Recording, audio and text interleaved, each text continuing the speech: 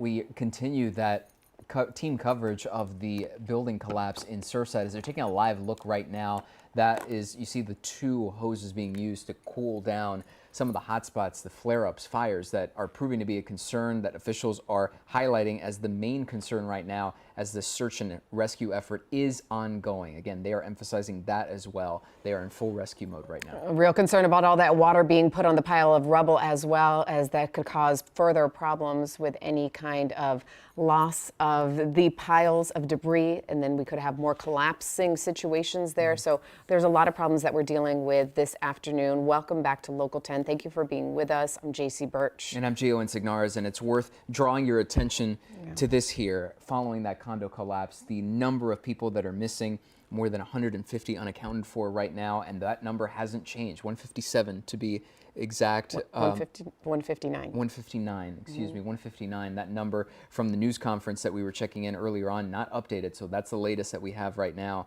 And we do want to go live to Local 10's Amy Viteri, who is at the scene with an update for us now. Amy?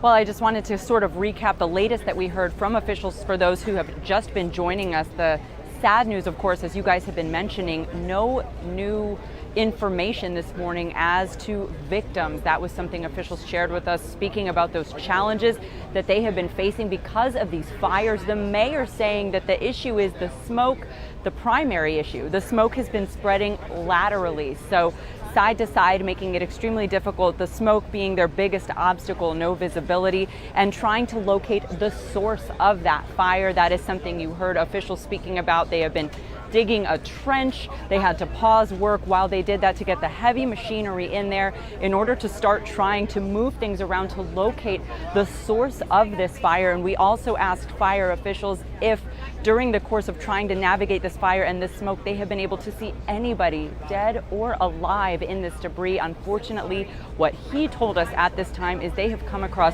no victims, no signs of life. He was also asked about sounds, when the last time they heard any sounds was, and he says not for a while. So that was the latest information we were given. The governor saying FEMA resources are on site and they have the capacity to bring in even more resources if necessary. But right now, he said the challenge has been that fire so stubborn, still smoldering, and that has really, unfortunately, hampered their efforts. This was not the news that they were hoping to bring to people this morning. I know we did put a piece together, but I'm not sure if that is ready right now. So for now, I will send it back to you guys. All right, Amy Viteri at the scene. Okay, Amy, since you've come on, we were definitely telling the same thing that we had heard from that news conference, letting us know that the numbers had not changed. We still have 4 dead. We still have 159 missing. We still have 127 that are safe and have been accounted for. We were really hoping that we'd get some news from these authorities and these search and rescue experts, but they have been running into roadblocks, wall after wall, with specifically these fires that keep them from searching. And we do know they are using all kinds of things to put the fires out, not limited to water by any means. They're using a lot of other equipment like foam, I should say.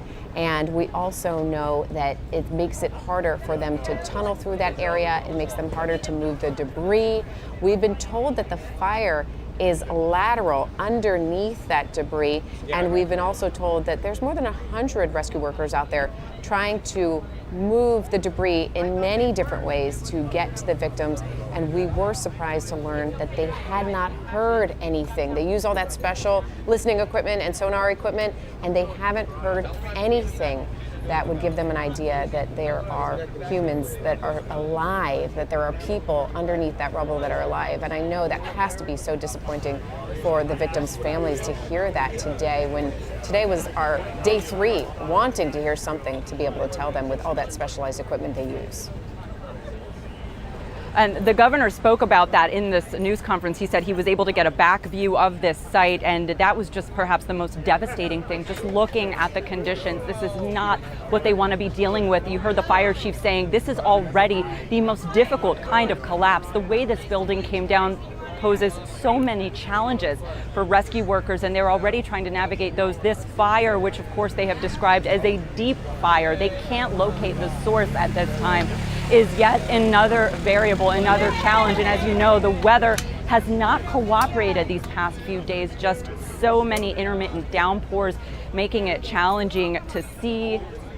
And that is just the latest struggle that they have encountered. So I'm told that we do now have that piece that we put together, which really sums up how officials describe this situation. And we'll go ahead and let you watch that now.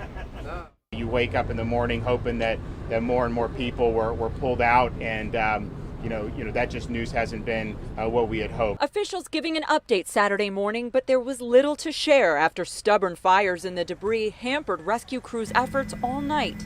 If you were there the morning after, you didn't see it smoldering like it is now. I mean, the stench is very thick, and it obviously has created quite an obstacle. We are using infrared technology, we're using foam, we're using water, and all the tactics that we can to contain the fire and minimize the smoke spread. Obviously, the smoke itself is the biggest barrier. Miami-Dade's fire chief saying it has been a while since they heard any sounds, and tells us through the night they have been unable to find anyone. At this time, we haven't located any victims. So as we're moving debris, as the smoke is increasing, we still haven't come across anything along the sign of life. So still searching for signs of life. The chief did reiterate, JC, as you pointed out, they are still using their resources. They have been using sonar equipment, searching for sounds, which, as he said, they have not heard in quite some time. He also mentioned the fact that, again, as they have repeatedly said, this is a very delicate matter because even with this fire and the latest challenges, they still have to proceed with extreme caution because this is still a search and rescue. That means they have to be extremely careful how they move through that debris, how they approach every situation, including this fire. And as you heard the mayor say there, they have had challenges locating the source of the fire. It is a deep fire. The smoke has spread, and all of these are just more obstacles. And you could hear the disappointment in the governor's voice. He was saying that we need to pray for the families because this is so incredibly difficult what they have been going through these past few days, and then to wake up to news like this, hoping for some sort of development, some sort of information, only to be met with the fact that fires have hampered efforts throughout the night, an increasingly dangerous situation for anyone potentially still inside that building, as well as, of course, for first responders who are just trying to tackle yet another challenge at this already difficult scene.